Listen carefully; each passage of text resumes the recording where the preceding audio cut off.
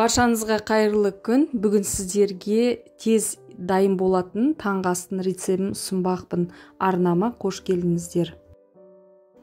Ең алдымен табамызды қыздырып, аздап өсімдік майын құямыз да, ыдысымызға 2 жұмыртқаны жарып, табамыздың үстіне құямыз. Оттың астын баяулатып, ірімшікті осындай ұзынша қылдырып турайсыздар да, жұмыртқамыздың үстіне салып шығасыздар.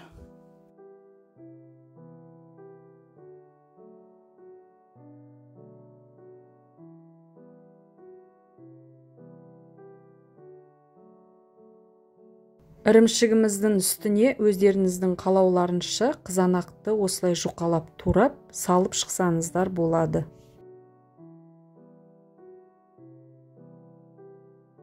Қызанақтың үстіне енді лавашымызды алдын ала дөңгелектеп турап аламыз да, үстіне салып шығамыз. Одан кейін лавашымыз жабылғаннан кейін бетін аударып, тағы да бір қуырып аламыз. Осымен 5 минутта дайын болатын таңғы асымыз дайын болды. Барлықтарыңызға астарыңыз дәмді болсын.